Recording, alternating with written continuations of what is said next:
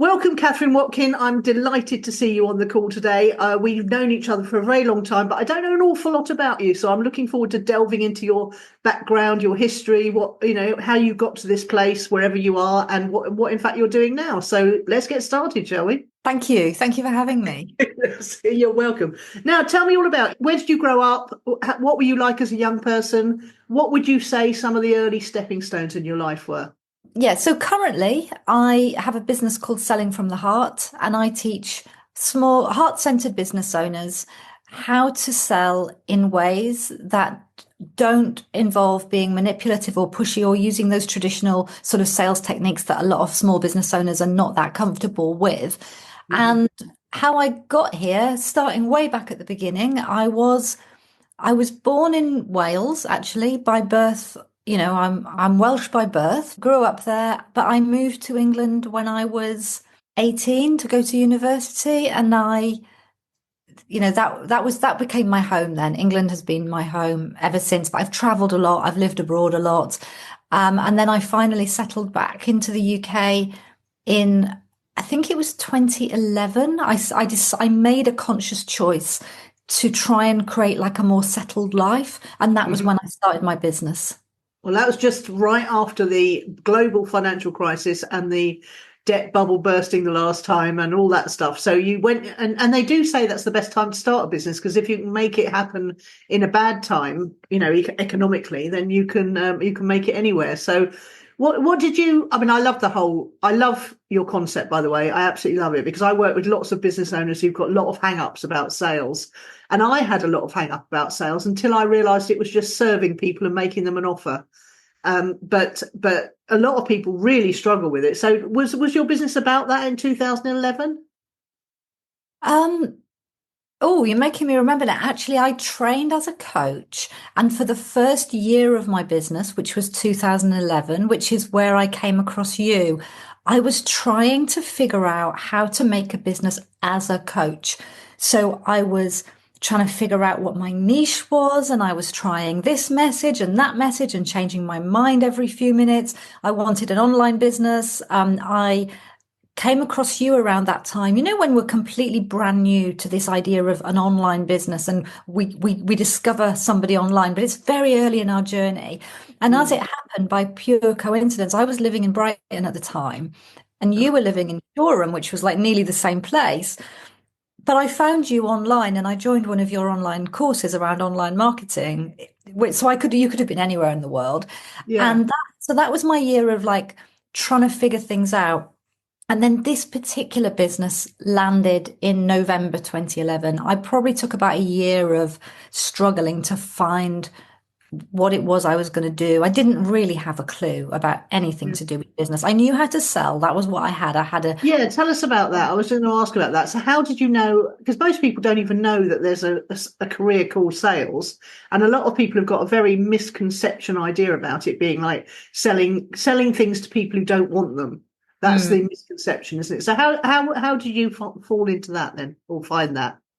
Well, I fell into sales because when I was 23, a friend of mine had got a job working in the Greek islands as a holiday rep, and I thought that sounded Right. like a rather fabulous thing to do. So I Yeah. applied and I went off to work on cause. And what I didn't know, and actually I think most people don't know, and this was a long time ago, so it may have changed since, but it probably hasn't, is that the whole purpose of having reps in resort is to sell day trips and make extra money. It's not really to look after the customers. So without realizing it, I had myself a sales job and I was paid my monthly salary by the tour company, but I would more than double that every month Wow. with the commission Okay. I made on sales. So that was how I fell into it to begin with. And then I went traveling. I spent quite a number of years traveling and working abroad, doing sort of odd jobs like you would in your 20s. What kind of And countries did you go to? which countries? Yeah, just a few of them. To give us a clue. So I worked in Australia and I spent a Wow. lot of time in India and in Thailand. It was mostly the Asia side, and I traveled through China on my own. Wow. Really? Yeah, not like I had no idea what I was doing. You arrive in China and there's not even a single, in India, there are signs in English. There's nothing. Yes. in China. No. Don't know how I survived, and I traveled home on the Mongolian Express. Wow, how cool is that? Yeah, so I traveled a lot when I was younger, and So brave too to do it on your own. So many women just wouldn't even consider it. I don't know if I was brave or if I was just naive. I just would get an idea, like I'd read a book and I'd get like I went and worked on a kibbutz in Israel at a period of time when it was not a particularly safe time to be there. I don't Um, think it's been safe any time, is it? there has been more peaceful period. I know now is not a good time, but Yeah. at another time when it wasn't, My and ex-husband worked I on a would kibbutz as well in I Israel. would just get excited about something and off I Yeah. would go without really Wow. thinking about the implications of it. Yeah. What did your parents say to all this? I was very much brought up to follow what felt right for me. Okay. So they respect, they never argued with me. My mum was a bit of a worrier, so she would express her concerns, but my dad was always of the school of, he was a very adventurous person himself, and I think he was always from the school of let her go do what she wants to do. If she Yeah. gets it wrong, she'll learn from her mistakes. That was very much the attitude of my dad. Wow. Great. And he I was an didn't, adventurer. Wow, that's great. yeah. So okay. So you tell me just very quickly because I like to know the details and it annoys my family a lot. So when you say you came back on the what was it, Express? Mongolian Express Mongolian Express. Where does from that go somewhere from? well, this is so long ago, even I can't remember anymore. The interesting side fact, when I had COVID in 2020, I lost an enormous chunk of my memory, which hasn't returned. So Really? I Wow. can't, and I used to have an amazing memory. I could remember everything. So the Mongolian Express goes from somewhere in China to somewhere in Europe and it crosses Siberia. Good God, that must I have been think I got off in Poland. I think incredible. I got off in Poland, and then I got a bus home, A bus home from Poland. like a National Express type bus. People don't realise you can do this. I watched someone the other day get a bus from Victoria to Portugal to his home. I mean, Yeah, it's 3 buses. Obviously, had to change. But my ex-husband used to get buses from London to Greece. He used to go to Greece on holiday. 2 years, 2 days of sheer hell each way, but it cost something like I don't know, 15 quid or £7.50 or something like that. yeah. I mean, when I was young, I was everything was on a shoestring on a budget. I think I Yeah, got off the trains in somewhere in Poland, probably some major city in Poland. I didn't visit or spend any time in Poland. I got straight on, like the equivalent of our National Express buses. yeah, absolutely, yeah. That one bus brought me all the way home. I think it took a couple of days. That is mad, isn't it? So when you started training as a coach, you very swiftly realised, as I did, that I didn't want to be a life coach because that was just too dreadful and too scary and too much responsibility. So that's when I went into finding out about money, and then in 2010 was when my money gym business crashed to the ground because of the global credit crunch.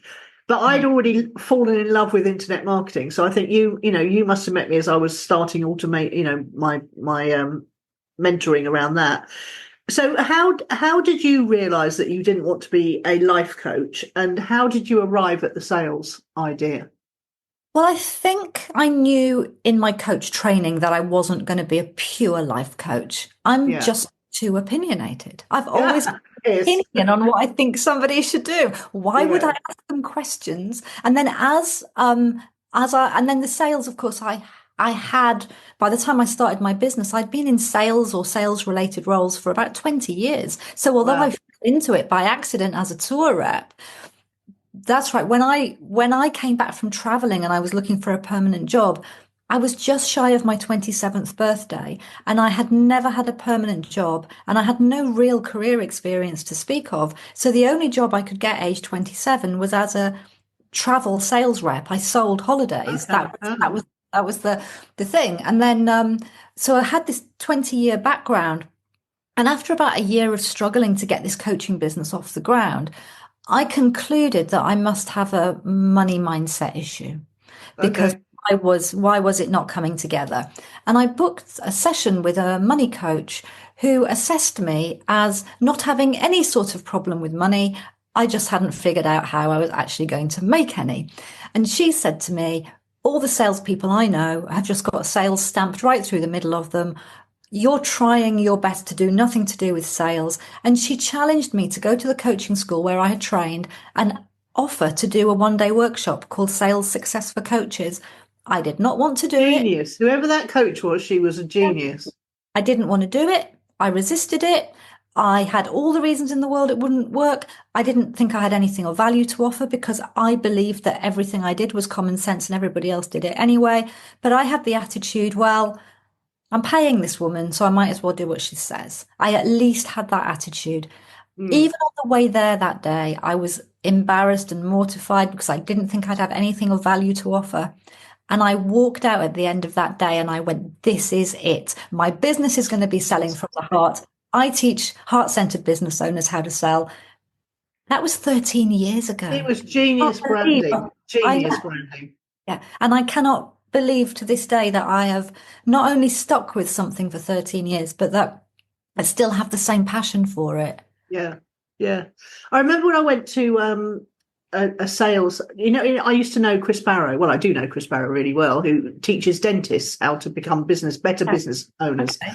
And he's got a mate called Ashley Latter who teaches ethical selling to dentists. Okay, and dentists have a real big problem with the whole, most of them have a real big problem with the whole offering, telling people what they need and then offering it to them and getting paid properly for it. And so it's, when I saw your branding, I remember thinking, because I went on his course and that helped me enormously because I had, I still can't say directly to someone how much my coaching programs cost.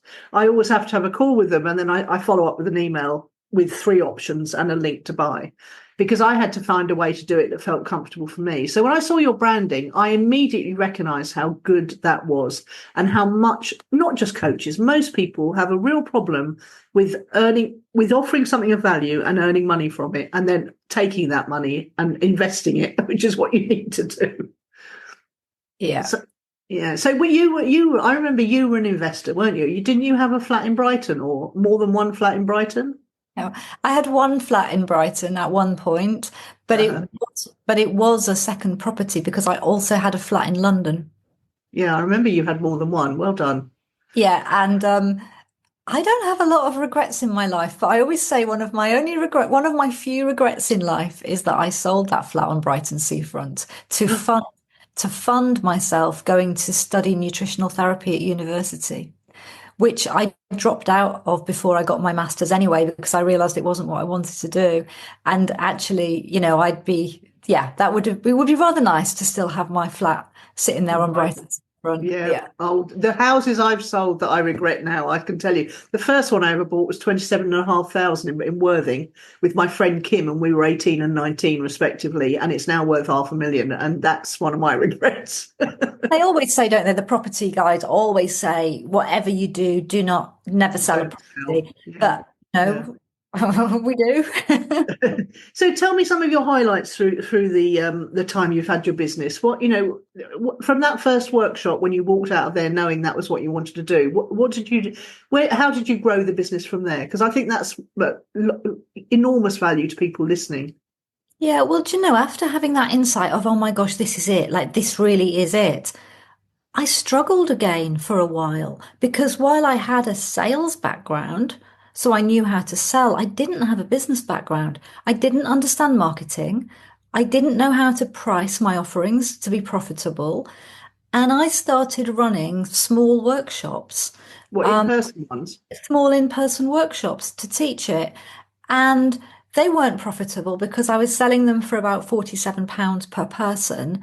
Yeah. And I wasn't offering an upsell, like the stuff that I teach, the stuff that is my bread and butter today. Like I also have a business membership now and I teach business owners how to grow their business. I've been doing this stuff. I've been like on the coalface for 13 years. The stuff that is like my bread and butter, I didn't have a clue about any of it. So I was running these workshops and I was charging £47 per person and maybe getting 15 to 20 people in, and then wondering why I never seemed to make any money because I didn't have an upsell or something to offer beyond it, which is where I now know I would have made the money. So I then, after struggling with that for quite a while, I then finally found the courage to invest in getting mentoring. And I joined a 12-month business mentoring program. And again, I had huge resistance. This time I fought for about 9 months against the advice of my mentor. And, and You I, sound so much like me. I didn't listen. My coach told me to read Rich Dad Poor Dad and E-Myth, and I resisted both of those for a year. that's it, all because I was so bought into all the reasons it wouldn't work for me. I was so convinced Okay. all the reasons it wouldn't work for me. I wouldn't enjoy it, blah, blah, blah. Finally, I decided that, okay, doing it my way isn't really working. I'm going to take her advice and see what happens. And I took that 1 day workshop and I turned it into an 8 week online course. And I have been selling that course ever since. Wow, that's brilliant. And I had 20 people in it the first time I ran it.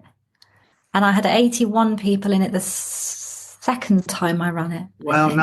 nice numbers. So yeah. And that is still, that's still my core course. I run it every year. And you run it every year live? Um, the modules are pre-recorded. Okay. So the people who do the course now. So in the beginning, I ran it live, and I recorded it while I ran it. And now, when people take that course, they watch the module in their own time, and I do a weekly Q&A coaching call to support them and help them to implement. Okay. But you only run it once a year, so there's the time limited thing that people must sign up then, or not at all.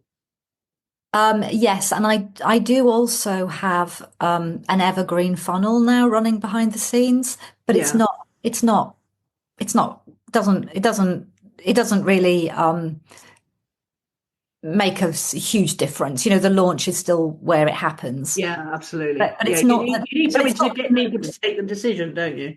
Yeah, and so the evergreen funnel has a 3 day. When someone first signs up for my mailing list, they get an invitation to a workshop. I think after 2 weeks on my mailing list, and that gives them a 3 day window to buy. And Okay. when that window's closed, then that's it. They would then have to wait until the launch. So Okay. the webinar workshop basically says, I run this once a year. I normally run it in October and November. Hmm. They could be watching this at any time of year. If you don't want to wait, you can buy it now. And then it allows people to sort of have this sense of, do I want to join now as a self-study course, or do I want to wait and join The the live? the peer group live Yeah, environment. Yeah. yeah. And I'd call it a trickle of sales through that evergreen funnel, but Yeah, it's, of course. I wouldn't be able to like switch off the launches and live off the funnel, which is the dream, but that wouldn't work for me at the Yeah. moment. I know what you mean. It's like the launches are quite they're quite emotionally I've discovered I'm a confident introvert, and I always thought I was an extrovert, and I always thought I loved launches, and we did launches all the time for the Money Gym, and they worked really great until the last one, which didn't work at all, which was when 2010. But it's quite, I find it quite emotionally draining, that whole launch process. How do you find it? Honestly, I love launching. I feel like Okay. I'm a bit of a launch queen. I absolutely love every minute of it, but they are very intense, and I'm not very good. I'm autistic. I'm not Oh, very. really? I'm not very good at multitasking in my life. Okay. And so if I'm in a launch, I'm all in and I'm fully focused, and everything else in my life shuts down for 2 or 3 weeks while I run that launch. So there's an intensity to it, but Yeah. I quite like that intensity as well. So yeah, no, I like a good launch, but it does take over a bit. Yeah, I don't mind. I know what you mean. Where do you live now? Just out of interest. Well, ah, at the moment, I live in North Wales again, but a different Oh, part of really? North Wales. I'm on the border with England, very close to the border with England, over between Wrexham and Chester. Are you anywhere near that amazing restaurant run by a bloke called Gareth? Big guy. I've It's never, like a top. He's got Michelin stars and everything.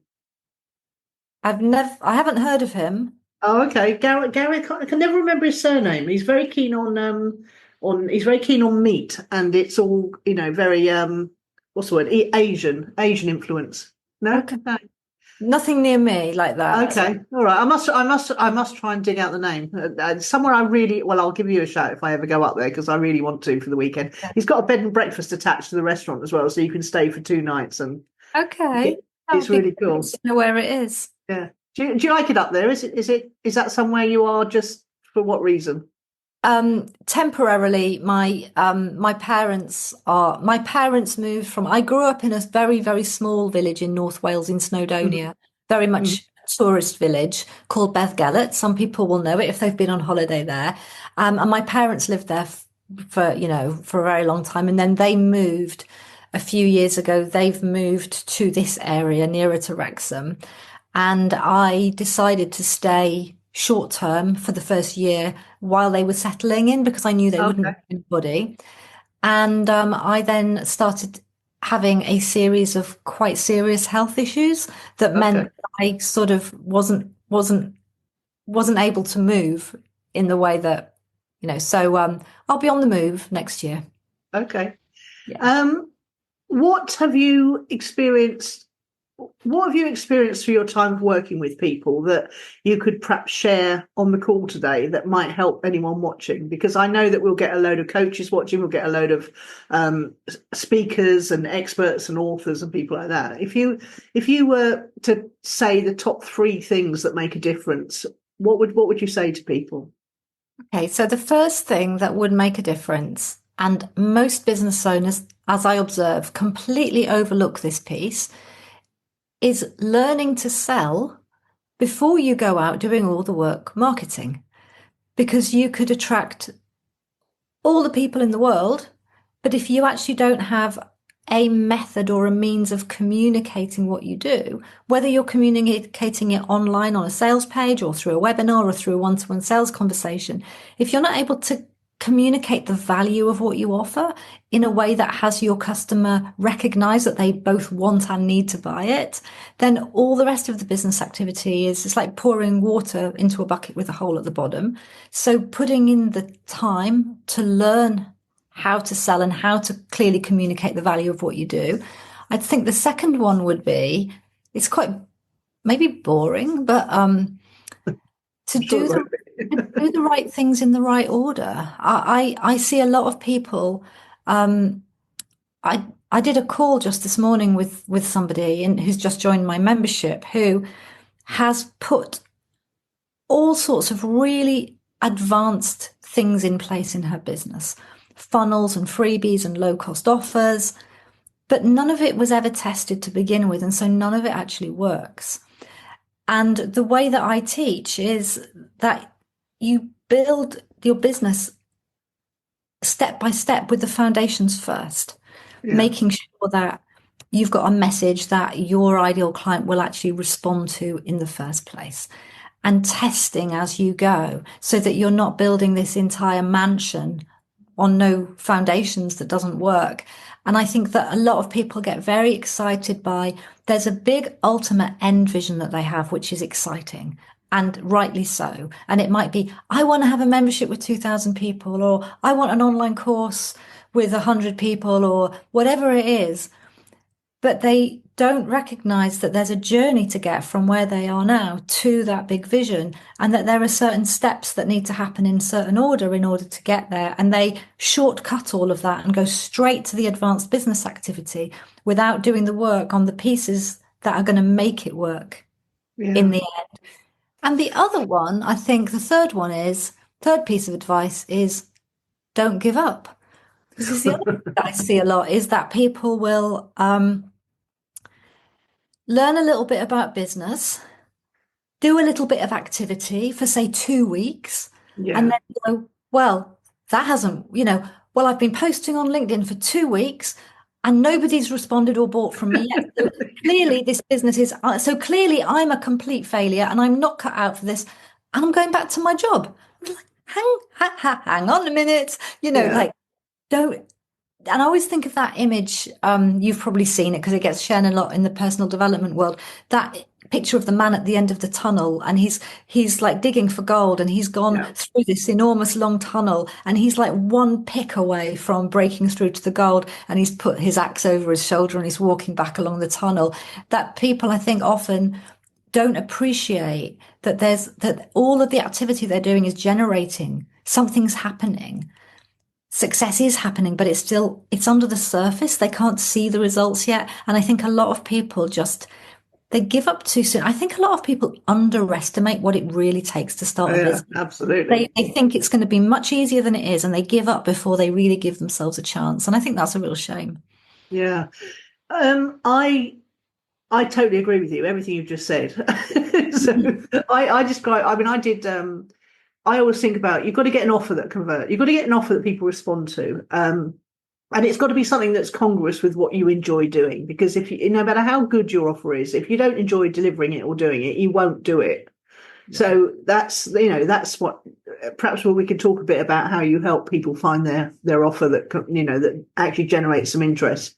And then there's the confidence issue. Is I just wrote a massive blog post about this because I've interviewed over 500 people now, and Wow. I think, over the 3 podcasts I've done. And the what I'm always looking for, that secret of success, because my life's been up and down, and there are certain people who don't have that experience. They hit gold straight away, or they stumble on something. And I think it's confidence is that you're going to succeed no matter what, but you've got to pick something you enjoy, because it might take more what to succeed than you expect. Exactly what you're saying. And Yeah. so you've got to enjoy the process as well, or be passionate about the topic, or whatever. And you're absolutely right. It takes so much more. I tell my clients it's going to take 100 times more effort than you expect, at least, just to try and set their expectations. And it's I remember an expression. Steve Jobs, I think, who may or may not have been a nice man, said that you don't see the stepping stones to success until you look back. You Yeah. can't. You can't. Some people can see them clearly because they have a mentor, or they have a experienced person telling them what to do step by step. Most people don't realise how they became successful until they look back and they say, "Oh, that changed things." Like your day when your mentor saying, go up and do a workshop for you don't realize that's a Didn't stepping want to do stone it. to Didn't changes. want to do Yeah. it. No. Yeah. That's really incredible, because a lot of people wouldn't have done it. No, but I was just so desperate to make my business work. And I think Mm. when you talking there about confidence, people having this confidence that they'll succeed, I didn't have confidence at all. I had no confidence. But what I did have was this absolute desperate desire to create a business for myself. I didn't Yeah. want to have to go back into some corporate role. And that is the word I would use, like absolute desperation that this had to work, despite my complete lack of confidence and my terror every step of the way. Yeah. Terror. Mm. Yeah. Yeah. It's good. Yeah, I was. I was terrified for most of the first few years of my business. Yeah. But there is in entrepreneurs something that drives that whole thing of, once you've tasted freedom, you really don't want to go back. I mean, I've been self-employed most of my adult life, and the times where I've had to go into corporate land, like when I went to work for Sony Music, punching royalties into a computer from all around the world. Mm.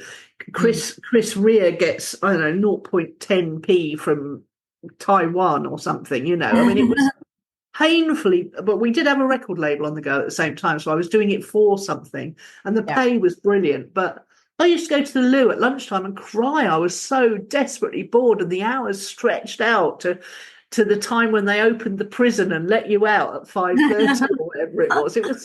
It was terrible. I mean, is that how you felt about corporate life? I was a little different because I didn't ever work in that type of corporate. I worked in travel sales, and then the closest I got to corporate was working in recruitment sales.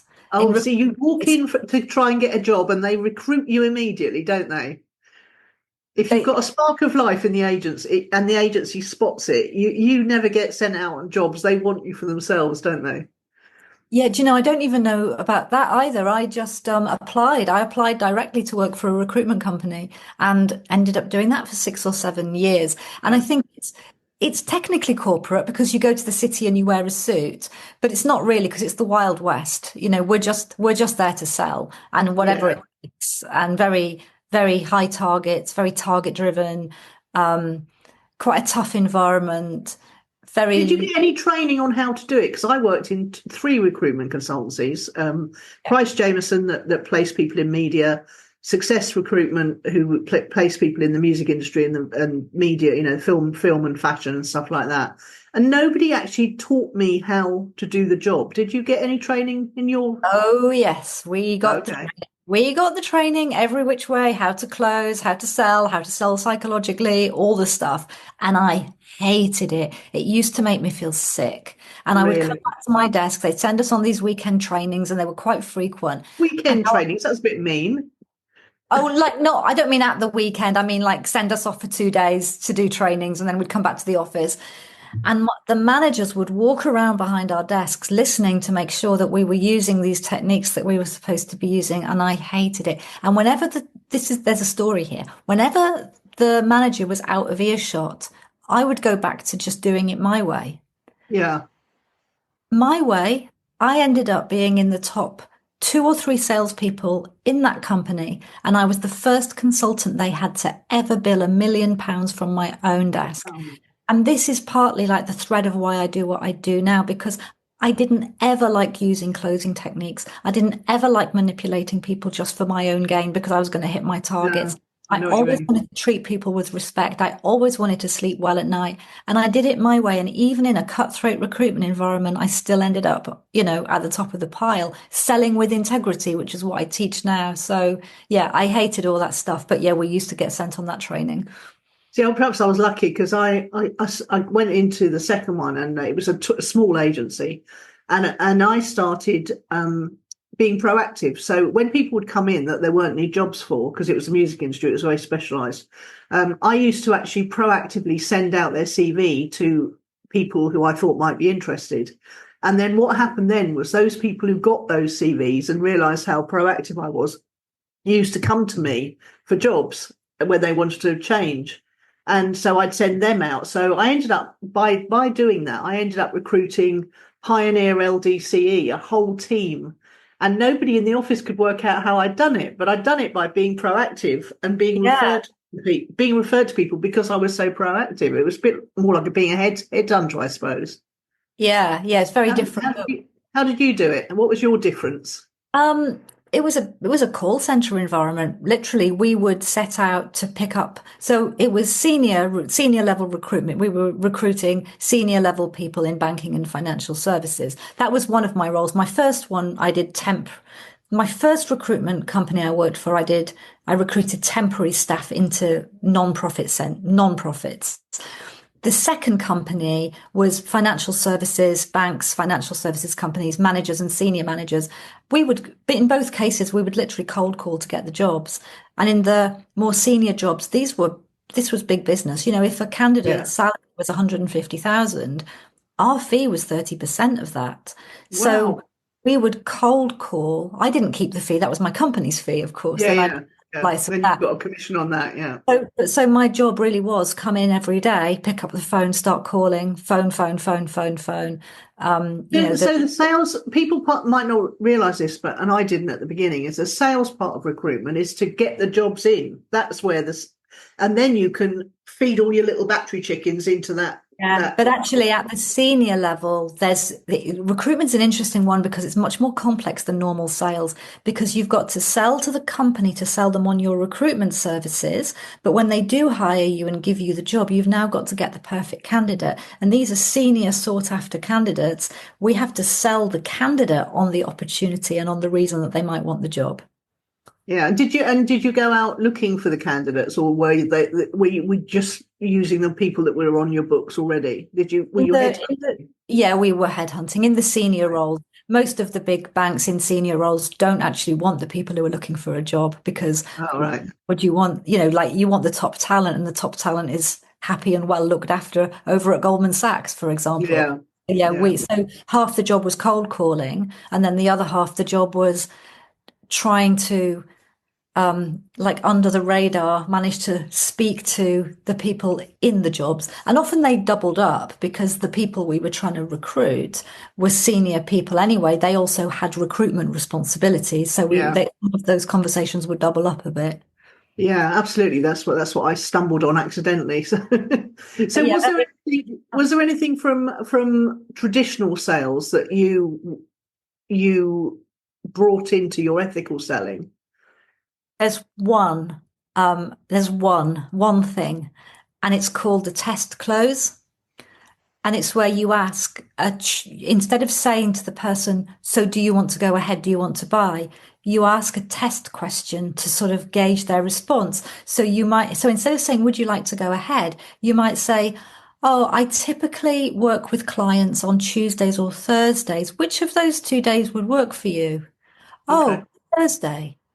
They didn't say the answer might be, oh, I don't know, I'm not sure if I want to go do it yet. The answer is, oh, Thursday would work best for me.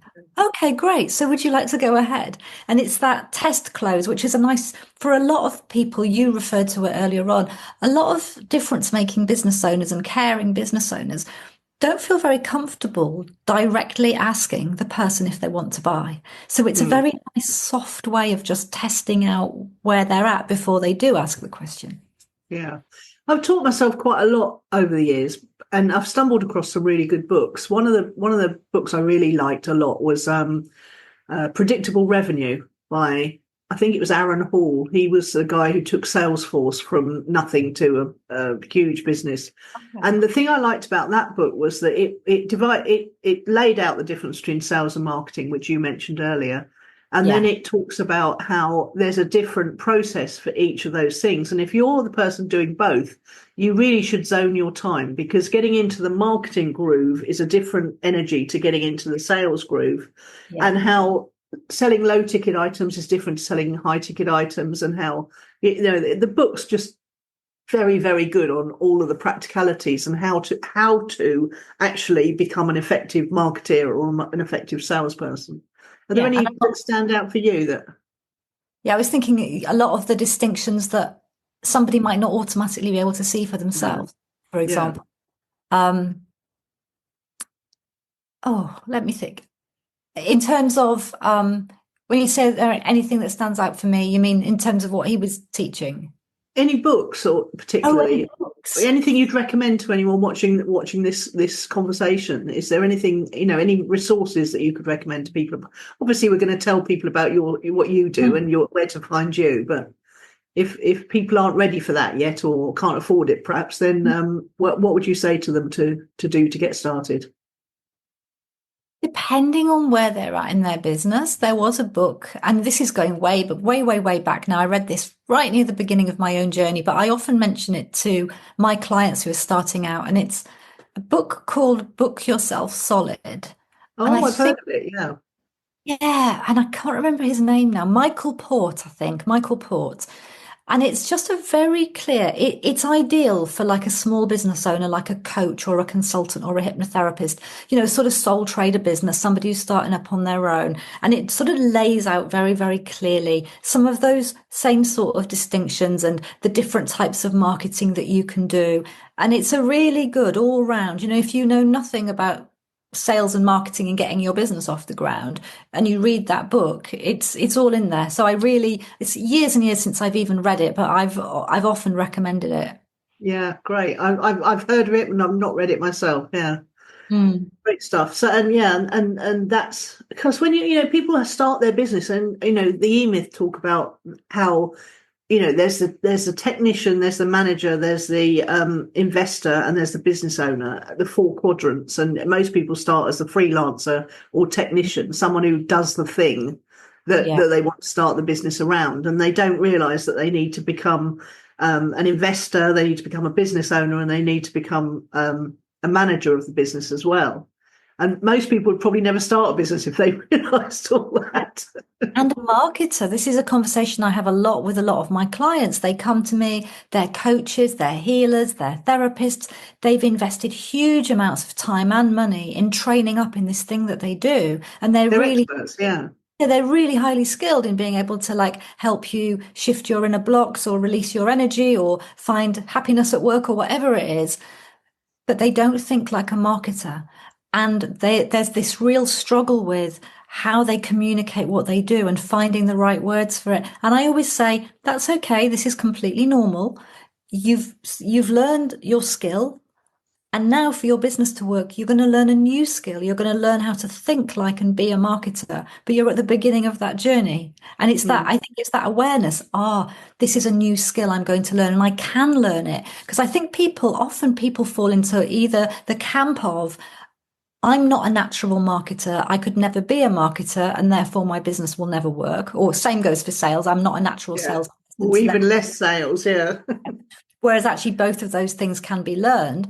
And then you've got the other camp of people who just believe that all that stuff is just going to come naturally and they don't need to actually learn it. And that's also not true because these are skills. They're skills like, you don't just absorb them. You do need to learn. I learned how to sell through doing it on the job. I eventually did have sales training. Actually, probably for all of my roles, I had sales training. In my travel job, it was more product training. But then I had to learn marketing and business and pricing and business models. And I did all of that by paying mentors who taught me. So we don't just absorb it. And some people think it's just going to come and then it doesn't. And they never quite work out why their business doesn't work. And also, grown-ups aren't very good at learning things, are they? They're not. A lot of grown-ups are, they get to a certain age, they think, well, that's it, I know everything I'm going to know now. Whereas I'm actually a voracious lifelong learner. I can't stop learning things. I love it so much.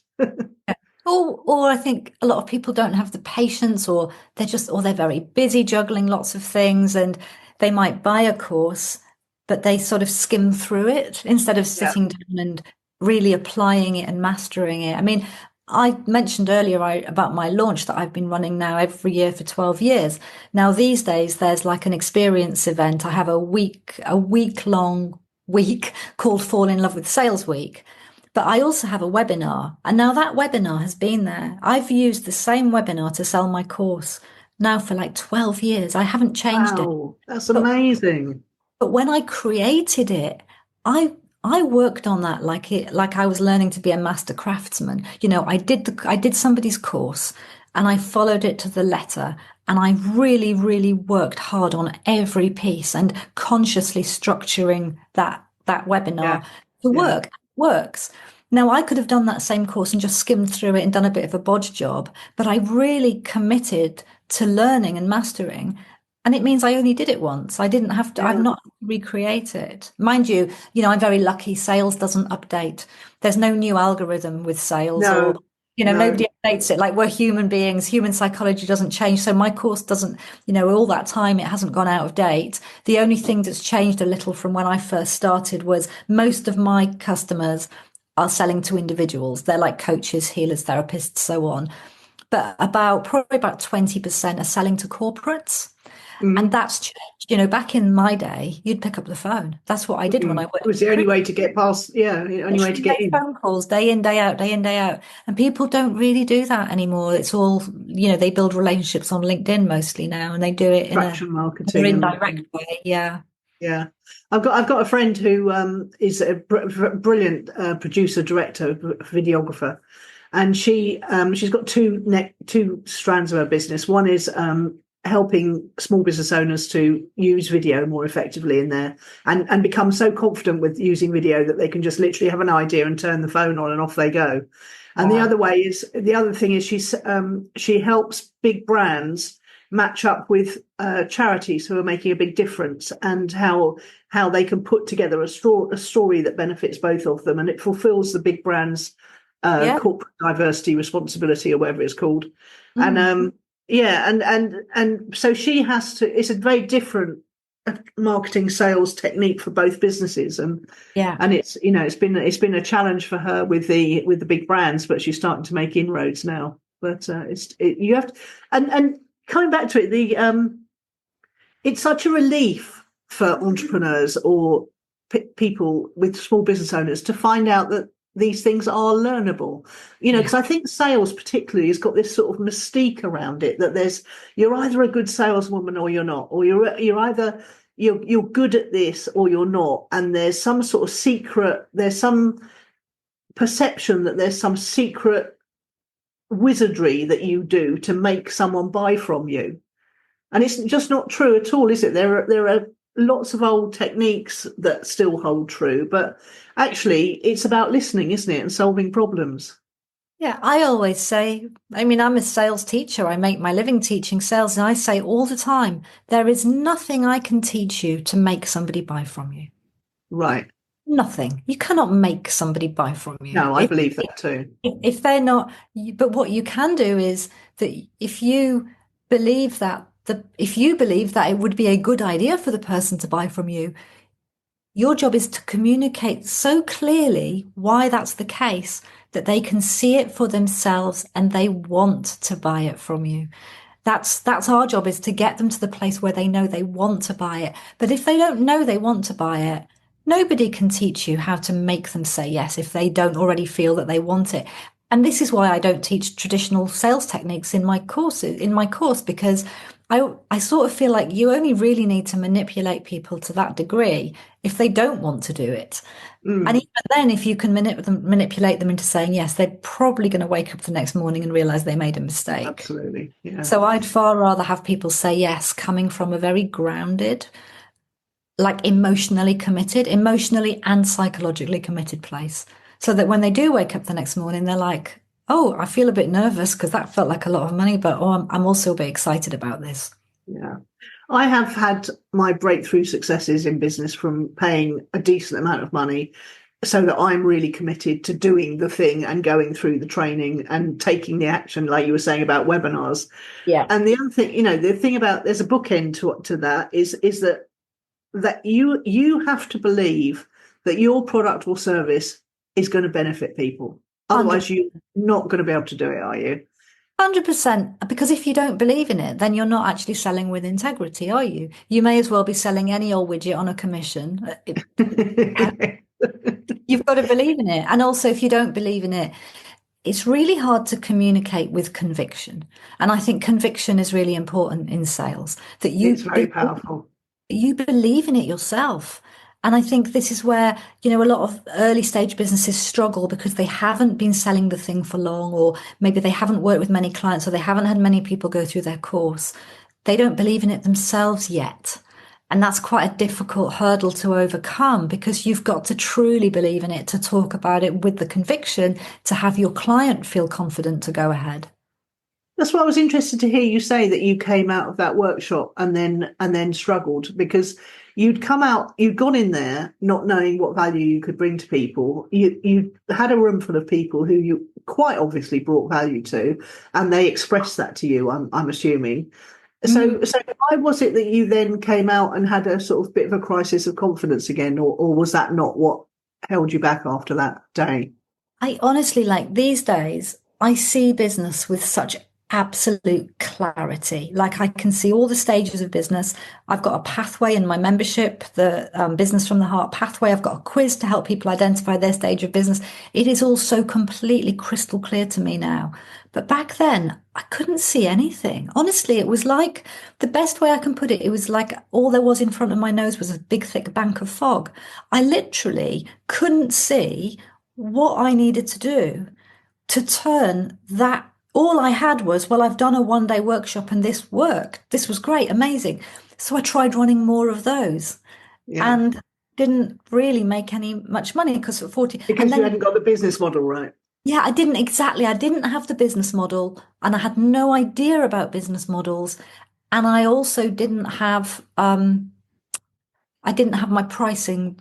Yeah, Yeah, pricing would be part of the business yeah. model. I didn't have the price. And then to make it worse, the way I was running these workshops, well, it's not worse, it was a good thing. If I'd got my business model right, this would have been a good thing, is that I was doing them in partnership with people. I didn't know, I'd never heard of the term joint venture, didn't really understand partnership. But because I'd done this with the coaching school where I trained, he'd filled the room, and then Okay. we'd split the profits. So I was living in Brighton at the time, and there was an acupuncture clinic somewhere down in Hove, and I went down and I did the same model with them. And there was a yoga studio in Kemp Town, and I did the same model with them. And I'd run this workshop, and we'd split the profits. I was coming out of it with no more than a few £100s for a full day's work. It wasn't sustainable, and it was, yeah, I just couldn't see how. I could not see how all the bits of business fitted together to turn this into. Jigsaw puzzle, yeah. Yeah, couldn't see it, could not see it. Ah, That's why I'm so fascinating. passionate about teaching it now. And Well, I think yeah, I think a lot of business mentors and teachers as well, it sort of suits them to keep it all a bit mysterious. Because if it's all a bit mysterious, then you need to keep paying them to tell you the next piece. And I'm yeah, absolutely like, I try and make it sound so boring, but when people come into my world, I say, I'm going to give you your business education. I'm not going to tell you what to do. I might do if they ask me, because I can't help having an mm. opinion. But most I want to teach you how to think about business. I'm going to teach you how all these bits fit together so that at any point of your business journey, you can make your own decision and you understand why you're making that decision. Because I didn't have that. And it was probably 5 years in, 4 or 5 years in, before I really started to see how it all fitted together. And up yeah. until then, I was reliant on paying increasingly large amounts of money to be in mentoring programs to be told what to do by somebody else. Yeah, totally.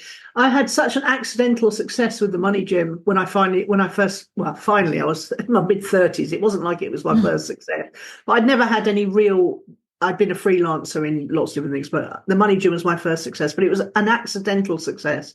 So when it all went tits up in 2010, 2011, I suffered a massive crisis of confidence, and I didn't know those jigsaw puzzle bits and how it all fitted together. So it took me a long time to get another business that succeeded, because I was learning to put all those jigsaw puzzle bits together.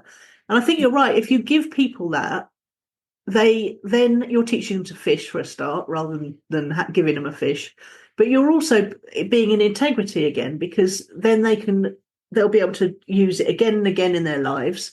And it's not just the whole thing is you've told them what to do but then it's then need your support to overcome the hurdles that are stopping them from doing the things they need to do.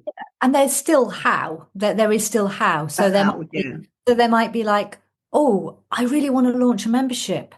And then I'll have them revisit, where are you on that pathway? Would it be wise to launch a membership now, given the numbers of people who know you exist? Is it going to give you the yeah, success you want? Are you happy to launch it now, knowing that you only have a few people in it, or would you prefer to wait and grow your audience and then launch?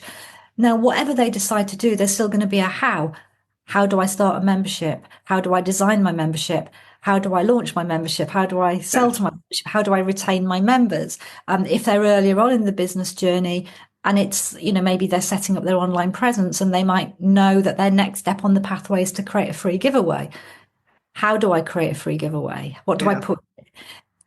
How do I set that up on my website? So there's still, it's like, by giving people their business education, I'm not taking away from the opportunity for them to continue to work with me, because there's always things to learn. And behind the what and the how is the why, all the psychological stuff, which is where the coaching stuff comes back in, isn't it? Because having been trained, I know myself that having been trained as a coach, I can often intuitively pick up when people are feeling a block about taking that step and taking that action. Yeah, yeah, absolutely. And some people are really fascinatingly convinced of really large numbers of very convincing reasons why they can't do it and why it would never work for them. Yeah. Even though the person sitting next to them is like, go Yeah. and make Woohoo, it let's go. work. Yeah. And it is quite, I mean, I had a lot of blocks and I had a lot of fears. I think when I was starting my business, I had an enormous amount of fear and everything terrified me. But I was absolutely determined to make it work. And I think one of my mindset things has always been, if I can see that somebody else has done it, then I know I can do it too. Whereas other people, I see some other people will look at the other person has done it, and then they make all the reasons why that could never be me. But I've always been very much, well, if that person can do it, then there's no reason I can't. What do I need to learn? What do I need to do? But then I'll be terrified every step of the way. For a woman who went across the world on their own and travelled through China, isn't it interesting that there are things that were afraid of that other people wouldn't be, and they're And it's just, I find that absolutely fascinating. And you just said there, you literally encapsulated an epiphany that changed my life. When Oh, yeah, literally, I stood in a room. I was pregnant with my second baby, and my first one was asleep upstairs. And my husband had just called home to say he'd just been made redundant, and he was coming home. And I remember thinking, what is wrong with me? Why can't I keep things going? Why can't I make things work? Why can't I earn more money? And I suddenly had exactly that epiphany that if there was someone else out there in the world who looked like me, brown hair, bob haircut, still, my size, my height, my intelligence level, my education level, and they'd made it financially. Why couldn't I? And it was only a question that I didn't know what I needed to learn. yeah. And that is such a breakthrough moment, isn't it? It is absolutely. Just this week, I've been recording some YouTube videos because YouTube used to be something I did regularly, and I've had a several year break from it because I've had health issues and have not done as much as I used to. And I did one just this week on how I manifested my first six-figure sales day. And it was because somebody in my membership had asked me to tell that story and I never had before. And that was partly what I said, near the beginning of my business. There was somebody else who had a very, very similar business to me in the same circles. And it always triggered a lot of comparisonitis. She was also teaching sales, and it was also a non-traditional approach, like more of a spiritual approach to sales. And I was always triggered by this comparisonitis. I'm not as good as her. Why would anybody buy from me if they could buy from her? We do something similar. And one day she posted on Facebook about the fact that she'd just had this six-figure sales day. And of course, to begin with, I just went into this like internal collapse, which was, oh my gosh, she's so much better than me. I could never do that. I might as well just give up. And I don't know how long afterwards, it may have been a couple of hours, it may have been the next day, but I suddenly went, but she offers something similar to me. So if she can do a six-figure sales day, I can do a six-figure sales day. I'm going to do it. And I did, like literally a month later, I did my first six-figure sales day. And it was that attitude of, well, if she can do it, I can do it too. I just need to learn how. Mm. Yeah, that's absolutely brilliant. So, would you say that that's your highlight of your career to date? That day is an amazing feeling when you make a lot of money all very quickly. Do you know, it is a highlight. I mean, without a doubt, if I think about the actual how it felt on the day, that is probably like the highlight of, like the pinnacle of achievement, if you like, to have to do. And I did it So more, far. yeah, yeah. And I did it more than, but this was a long time ago. But the interesting thing is that that business model that I was making that money from was not right for me. I didn't love it. It was what my mentors Mm, had told me to do. And mm, I because I was in a bank of fog and I didn't know any better, I'd been told by more than one mentor that if I wanted my business to really work, I needed to offer a high ticket mentoring program. And so that's what I set out and did. And every year I'd run this live event, and I'd sell this high ticket mentoring program. I'd make my 100 and something thousand on the day. And then I'd run this high ticket mentoring program for about 20 people at once. And it was amazing, and they got great results. And I'm still in contact with them all today. But something just never felt right about it for all sorts of reasons. Lots of things didn't feel right about it. And after a few years, and this was I feel this is one of my like courage points. When you can look at life and go, that I was really courageous then when I walked away from my nutritional therapy masters before qualifying. I was really courageous when I stopped running that program because that was six figures of my revenue every year. But I was only turning over about 150,000. So I was wiping out nearly all my revenue. And wow. but I decided to stop, and I didn't know what was going to come next. And about 3 months after I stopped it, and I was in this like limbo bit in between, I was listening to a podcast driving along, and it was a podcast about memberships. And it was like somebody had switched the lights on. It was like, oh my gosh, that, for all these reasons, just like click, click, click, click, click, click, click into place. And I took that high ticket program and I turned it into a low monthly investment membership, and I launched that.